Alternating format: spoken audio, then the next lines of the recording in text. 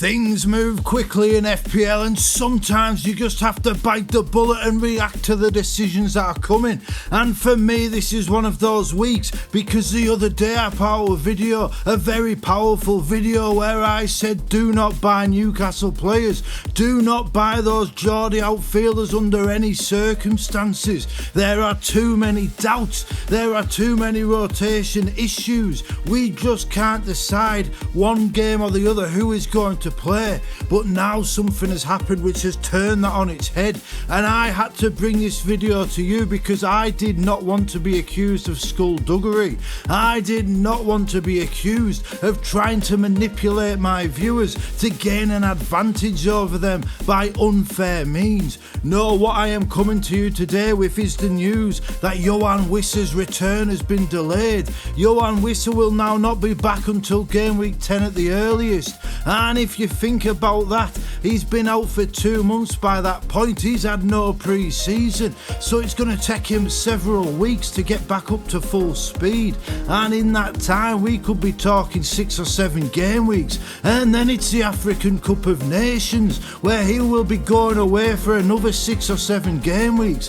So the situation surrounding the Newcastle attackers has changed. Now I know a lot of people are looking at Anthony Gordon because of those penalties, but my doubts have not rescinded just because he stuck a couple of goals in the old onion bag against a bunch of no-hopers. No, that Union Central A or whatever they were called, they weren't very good, and Gordon, you know, like people say, oh, he's got the penalties now, but how many penalties do teams generally get? There's no guarantee Gordon will even be on the pitch for them. If those penalties had come towards the end of the game, Harvey Barnes was on the pitch, not Gordon, so it would not have been Gordon taking them.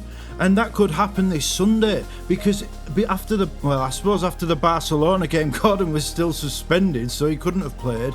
But after that Barcelona game, the last time we played midweek, Eddie Howe rotated the whole attack. After the first cup game, Eddie Howe, big rotation again. We have seen Eddie Howe come back from these midweek games and he has played a 5-man defence away at Leeds, for example. So what I'm saying is Anthony Gordon is still not nailed in this midfield, even if he is probably the first choice. But Harvey Barnes could well take minutes, and while Gordon did score those penalties, Harvey Barnes also came off the bench and he scored from open play, and which is more likely that somebody is going to get a penalty or somebody is going to get a chance in open play. Now I'm not saying Harvey Barnes is starting this weekend, but it is a problem for me that I've got him in the team, because if I was to bring in Gordon, there is a situation where I could sell Harvey Barnes for Gordon and then Harvey Barnes starts over Gordon and I miss out on all the points, so I will not be doing that move. But Volta Mada, there is no other striker at Newcastle in form. Yes, we have Osula, but he is not likely to start, and yes, we could even see Gordon and Barnes start together with Volta Mada on the bench. But what I'm saying is the situation has changed for Volta Mada. He is now Newcastle's only fit striker who is proven at any sort of degree.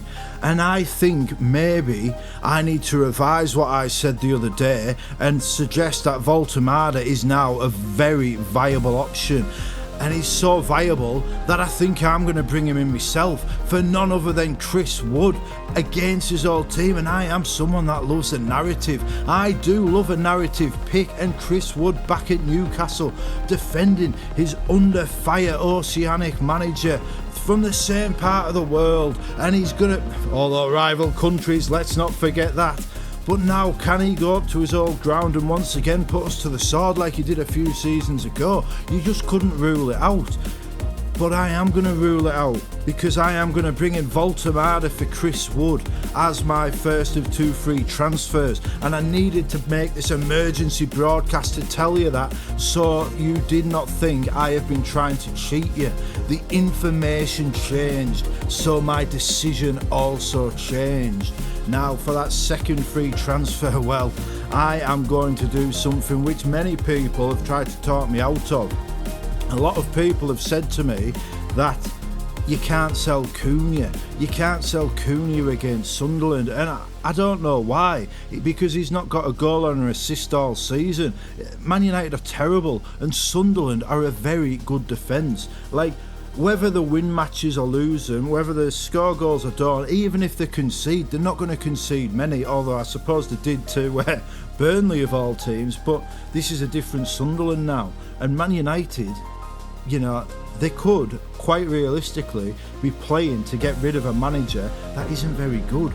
Now, I'm not saying that Man United are going to throw the game, but I'm also refusing. Like, if you're Bruno Fernandes, for example, do you want to spend the next 6 months playing holding midfield when you could have one bad match and maybe get a new manager in who'll play you in attacking midfield, your preferred position, the position where everyone knows you should be playing, in a formation that everyone knows Man United should be playing, in that 4-2-3-1 with Bruno and Cunha down the flanks, Bruno in the 10 and Sesko up top.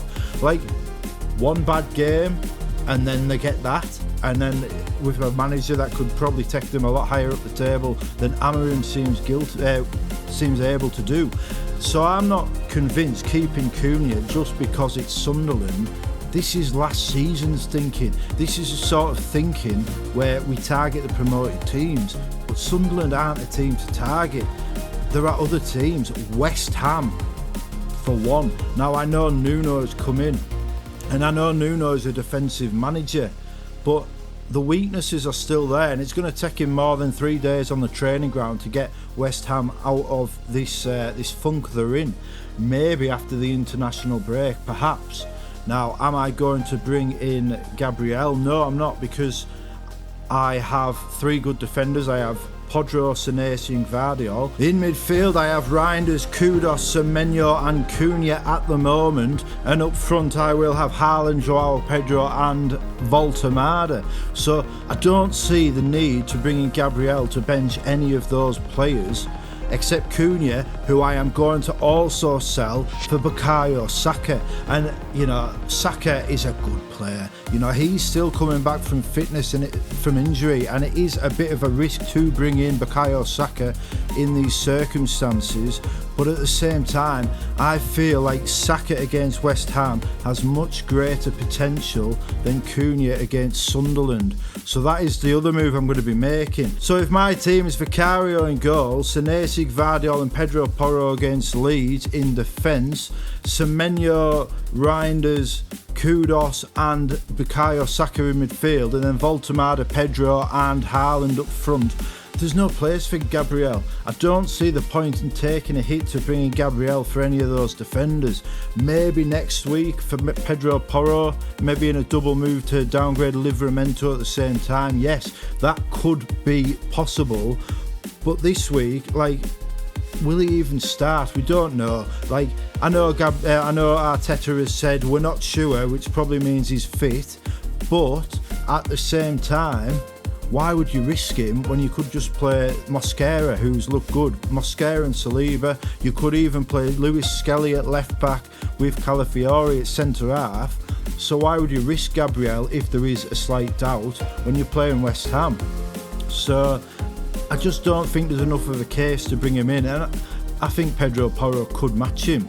You know, Gabriel might score against West Ham, but then Bowen might score as well, because Bowen's a good player. But Pedro Porro could easily keep a clean sheet against Leeds, and could he get an attack in return? Well, I mean, he got an assist the other night in Europe, and he hit the post from a free kick as well. So, you know, Porro could outscore him easily. Senesi I'm not selling, Gvardiol I'm not selling.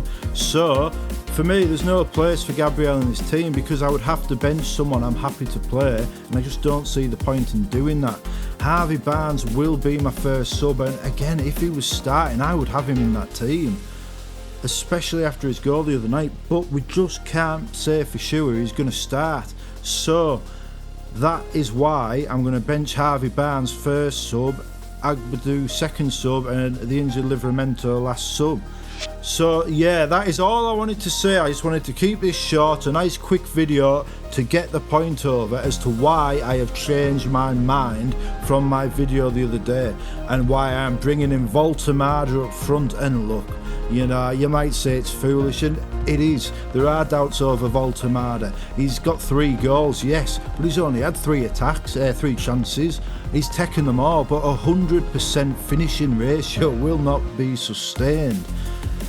But it's a Newcastle number 9, and that plays on my heartstrings. How can it not?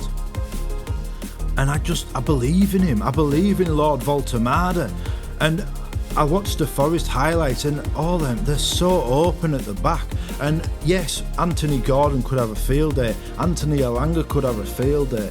If it was me and I was a Newcastle manager, I would be starting that Elanga, Gordon, Voltemada combination up front again, because they looked electric, and you want to give them the chance to form that chemistry.